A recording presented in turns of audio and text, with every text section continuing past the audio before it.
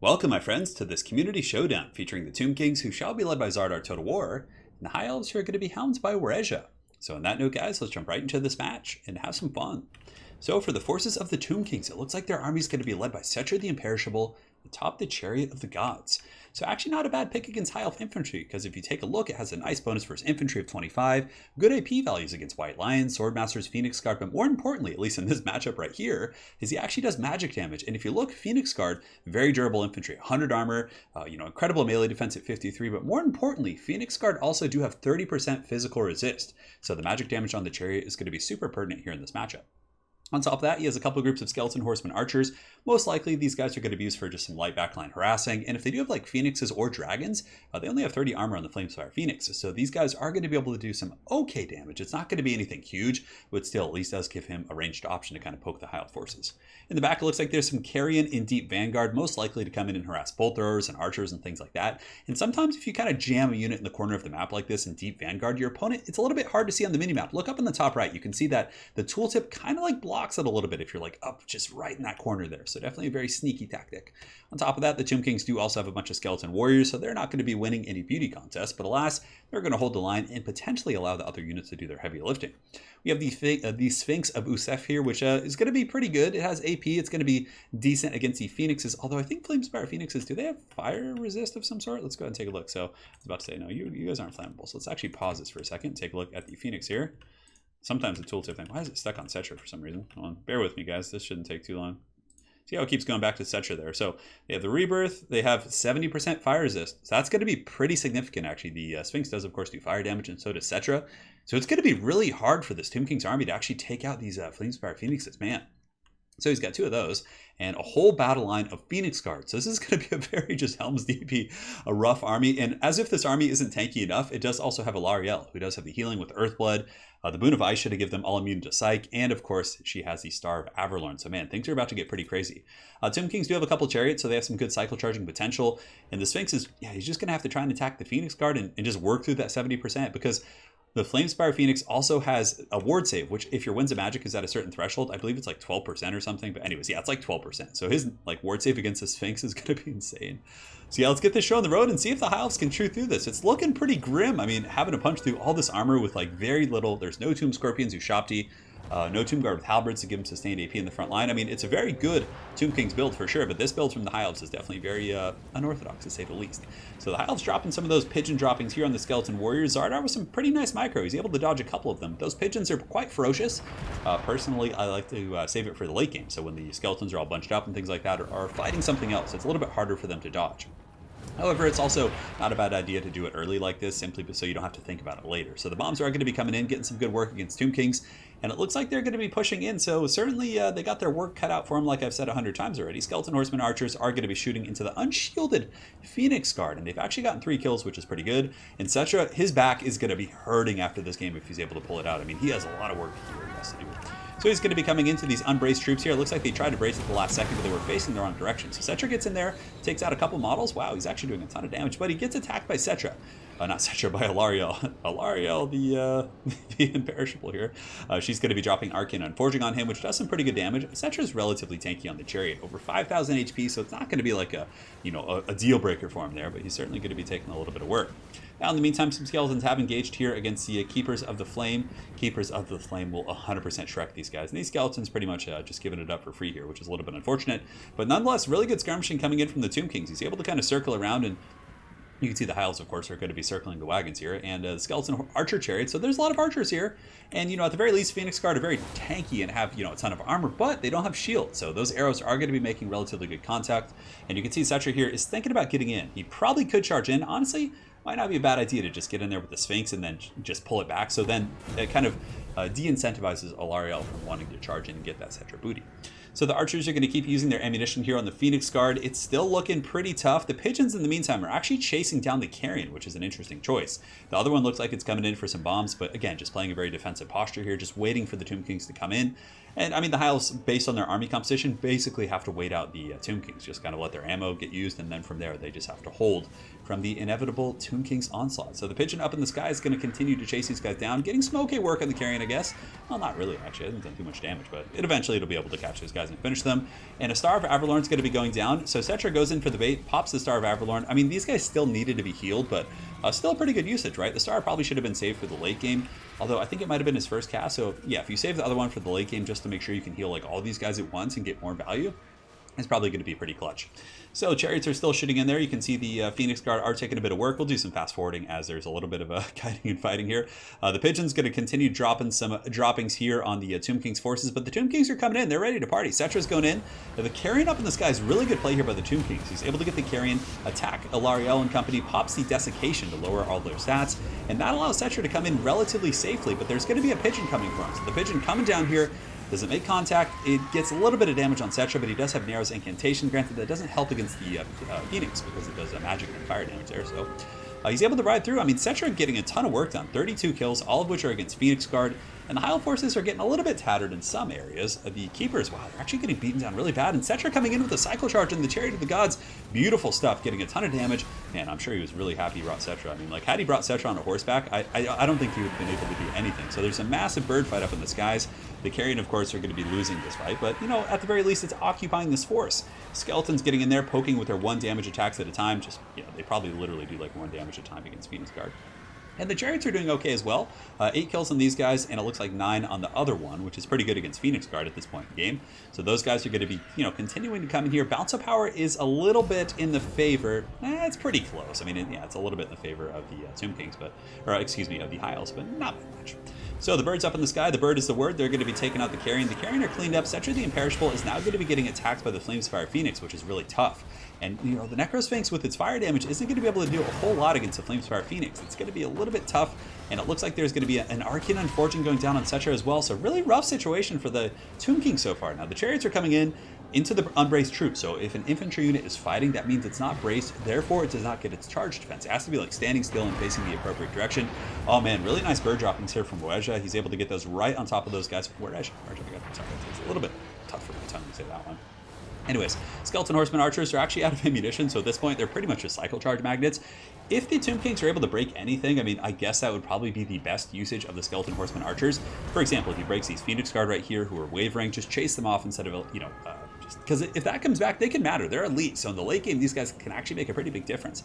Cetra is able to escape a little bit, very low, 2,000 HP here, and the Tomb Kings Air Force, or not Tomb Kings, the High Elf Air Force is still in really good shape, which is going to be tough, especially if he has more heals. And it looks like there's going to be an Earthblood going down. Wrath of Petra as well, going to be blasting the Phoenix Guard, and there goes the Star of Averlorn. So that's going to be healing up pretty much the last pocket of these halberds, but you know, the halberds are actually getting worn down. The Incantation of Desiccation here, lowering their melee attack and melee defense to a substantial, very, very low amount. It's allowing these skeletons and these other low-tier troops to really kind of crump those guys. So the Bounce Fire is still in the favor of the High Elves here, because again, the Pigeons are pretty healthy, and they're still a full health group of Phoenix Guard, and the Tomb Kings elites. I should say, I'm not elites, but the infantry. I mean, I guess they're sort of elite. No, not really. Skeleton Spears. They're in bad shape. Chariots are in bad shape. If you look around here, Cetra's almost dead. I mean, the only thing that's super healthy and impactful right now is going to be the Sphinx, which again, is going to be just like basically barely scratching against the Flamespire Phoenixes. But I mean, the Flamespire Phoenix is going back against the Sphinx. It's gonna, even though they have good AP, it's still gonna take them forever to kill this thing. And I think the Sphinx has crazy fire resist as well. Oh, he only has 25%. Okay, I could have sworn it was like 40 or 50, but I mean, that's still pretty big. It's gonna be lowering the damage of the Flamespire Phoenixes by 25%, so just both armies are like just wet noodles against one another. And back, these Skeleton Archer Chariots are able to actually finish off some of the Phoenix Guard and shatter them there. The other ones here are broken off. So yeah, a lot of the High Elf infantry is just kind of getting worn down through attrition. You can see the Phoenix Guard, of course, they are a halberd unit. Halberds have slower attack rates than great weapon units, so it's going to be taking them forever to kind of get through these skeletons. I mean, yeah, they'll eventually win, of course, and will barely take any damage against the skeletons, but the fact that it's taken them so long to kill the chaff, and the whole time they're being rode down by chariots and some of these other units, it's making it a little bit tough for the High Elf forces here. So if you look, all the Phoenix Guard except the Keepers of the Flame are offline at this point. I mean, these guys have 44, they're shaken. The Sphinx might be able to come in and break them. Now, 25 leadership, these guys are pretty elite. In the back tough situation for Cetra the Imperishable, though, it looks like the Flamespire Phoenix and Alarielle are able to come in there and get some work done. But look at this! A surround, a chariot surround, the Walmart surround. He's able to get a huge surround right here on the Flamespire Phoenix. And the Chariots have good mass. And you guys actually probably remember this from the Ever-Chosen Invitational. I believe it wasn't the last one, but the one before, where Aerocrastic won in the grand finals against Flaxland Soothsayer. He actually was using his chariots and his birds from the Tomb Kings to actually pin down these very big targets. So a little bit of a deja vu here, but anyway, Skeleton Horseman Archers are going to be chasing down Alarielle. So she has 110 speed, they have 76, but they keep making contact and kind of staggering her, and they have good enough mass to actually keep her down. So, oh no, this could be really bad for the Tomb Kings here. Or not Tomb Kings, god damn it, I keep getting it wrong, I'm sorry. It's like the 6th game I've cast in a row today, so I'm just like, brain's a little fried, so bear with me, it's still a great game. So right here you can see the Sphinx is going to be chasing down Alarielle, and if he is able to make contact with her, it could be a problem, Bob. Could be some trouble. Anti-large, armor piercing. Alarielle does have some physical resist, but that's not going to be helping. You can see magic damage of the Sphinx. And look at the contact here. The Sphinx able to do huge damage, and the Skeletons have good mass. Great Eagles don't have the best mass. I mean, it's decent, but even like cav units like this are going to be able to kind of hold it in place. And the Sphinx is just kind of chilling a little bit here. He's like, oh, I must get closer. Anakin, I'm so far. I can't get closer. And somehow, someway, Zardar is actually keeping Cetra alive. He's just kind of riding in circles here and juking out the Phoenix with some really good micro. And you can see here, Alarielle is still going strong. Over here, the Phoenix Guard and the remaining Flamespire Phoenix are actually able to finish off all of the Tomb King's infantry. So what you see over here is what you got. And this is going to be a pretty easy battle here for the High Elves on this part of the battlefield, at least. Chariots are able to pull back. Zardar probably planning on using those guys as some sort of a pinning mechanic as the battle progresses here. And Alarielle is going to be just getting continually slapped by this Sphinx. Oh no, he doesn't want to knock her out though. Cetra able to drop some moves there. He does pop the Narrows Incantation, even though it won't help him against the Phoenix. It still does proc the trait, which is going to be healing some of the other troops in the army. Well, I don't know if it's good. There's no infantry left, so who knows. But anyways, this is big though. Alarielle getting beaten down like this. I mean, she's trying to get away. You can see she's waddling out. Zardar is probably going to be getting Cetra and going in for the Alpha Strike, I would imagine. Just kind of pinning her in place. And you can see here, he's force pathing his troops through and then re-engaging them. Very, very good micro. Very Warcraft 3-esque here. So Alarielle's going to be potentially going down 176 HP. And with that, the bounce power does kind of normalize a little bit. But there's still 2 full health Flamespire Phoenixes. And you guys remember the Flamespire Phoenixes do have a rebirth mechanic. So there's a chance that those guys can come back. And oh, Alarielle just gets slapped by that Sphinx right there. Brutal stuff. So her and her pigeon shell, they found a new home. That's nice right there. So she's going to be marching over. Well, I guess this thing is genderless here. The Sphinx is going to be marching over to fight. And you can see the 2 skeleton archer chariots are going to be picked up by the bird. So the bird is the word. And those guys are done for there. And we're getting ready for the final battle. I mean, the Tomb Kings look like they have a lot. Cetra is still alive somehow. I mean, that's really huge. The fact that Cetra is alive here, it means he's probably going to be able to break the chariots really quickly. He probably will end up dying here, but if he can break those, not the chariots, but if he can break the halberds, that's going to be pretty good. So Cetra is just drifting about. The birds are thinking about coming in there, but I don't know if he was aware about the fire resist thing. I mean, if he was, he'd probably just go for the Alpha Strike. Because the birds don't really have to respect the Sphinx's Alpha Strike too much. So yeah, they just break the High Elf forces right there. These Phoenix Guard, what an epic race here. These guys are just holding to the bitter end, but the big Sphinx is going to be coming to the back there. And he certainly has good AP, so he's going to be able to hurt these guys relatively well. And the bird is chewing down a couple of these skeleton archers, but there's just a horde of these bony boys right here, and it's going to take the birds a while to do that. Cetra, in the meantime, is getting chased down by the Flamespire Phoenix, and it looks like all these archers are going to be going over there. I don't know how Cetra is drifting. Oh my god, this is Tokyo Drift right here. The Blessed Blade of Petra is going to be going down, and the big old Sphinx is going to be coming in to try and slap up this Flamespire Phoenix. Is he going to get good damage? So let's watch the damage here from him, guys. Just take a break, sip some tea, treat ourselves to this spectator sport. Look at the damage though. The skeleton horseman archers are actually chipping away at its HP, but the Sphinx is having a little bit of trouble pushing through itself. And it looks like Cetra in the meantime is still able to drift around that Flamespire Phoenix. The jukes, the micro-management from Zardar is amazing. And he's able to get in there and cleave those Phoenix Guard. Yet again, 134 kills on Cetra.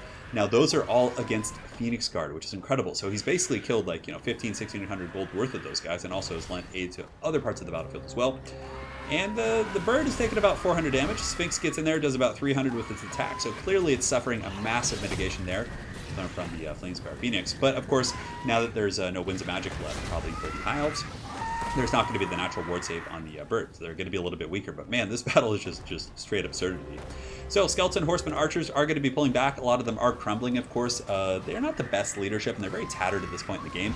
Cetra does finally get hit. 588 HP. Is he going to be going down? But not before he breaks those last Phoenix Guard, it looks like. 7 leadership, 202 HP. Honestly, it might be a good idea to just run Cetra into the trees right now, but I guess using Cetra as like a bait, it buys time for the Sphinx to kind of fight, right? So if you just kind of ride Cetra out here, it's going to be really tempting to grab a Flamespire Phoenix and attack.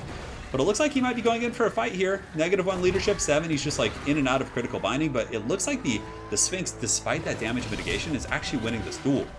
I mean, he has much better stats, 53, 53, 550, 43, 31, 330. I mean, it's a massive difference. Plus the HP pool of the Necro Sphinx is incredibly powerful. So the other guy here is going to be able to finish these guys off. A little bit of attrition here. Cetra is able to chase those guys off the battlefield. And look at the bounce power actually go in the favor of the Tomb Kings here, as this Flamespire Phoenix is broken. Now, Zardar most likely is going to be grabbing the Skeleton Horseman Archers to chase those guys off. Yeah, you can see right here he does have the Skeleton Archers, -15. I mean, yeah, if he could chase it off, that's going to be huge.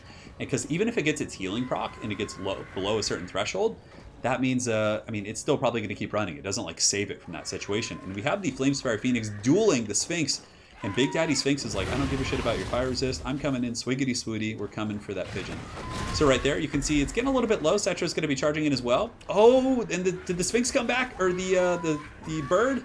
The bird is back. The Flamespire Phoenix comes back in the 4th quarter to come help his buddy out. But it looks like the other one might be breaking as well. Cetra at 191 HP. And you see every time he comes in with Cetra, the bird is like trying to turn and attack him, but it's like such a tease. And Cetra's just got wheels on that thing. 84 speed. You see how he's like doing these like hard turns to kind of juke out the bird? Oh, he might get caught here. 100 and 191. Oh, he's able to get around. He's coming in. Oh, he's just drifting everywhere. Just insane. And you can see the Sphinx right here is going to continue beating on the other Flamespire Phoenix, who's also very tattered. Now, if this Flamespire Phoenix does get the rebirth proc, that is going to be huge for the High Elves. That could potentially be game winning if he gets that. But it looks like it's not going off. He is going to just shatter. Wow, and that's it. What a crazy game. I mean, the Tomb Kings did not have much to deal with like the birds plus that halberd, the halberd spam, but man, that was a ludicrous one. So well played to Zardar Total War. If you guys haven't seen his channel, make sure to check him out. He does. He's a really good campaign player and also an extremely good multiplayer guy. So please make sure to check him out. He's an awesome dude, great attitude, and there will be a link to his channel in the comment section below. And yeah, I mean, the High Elf build was very interesting for sure. I mean, it was strong. That would have been hard to beat. I mean, you have pretty good AP here. You have this defensive formation healing. It's a true Death Star, but it's a little bit one-dimensional. It kind of allows your opponents to play around, like play not around you, but like they get to dictate the pace of the game. But it still was a pretty fun build. I'm pretty sure they were both just having fun. So Warhammer is actually qualified for the ECL finals, and Zardar Total War is playing in the qualifier tomorrow. So perhaps they'll meet again. We will see. So thanks again for watching, guys. Please make sure to check out Zardar Total War over on YouTube, and we will see you guys next time. Take care.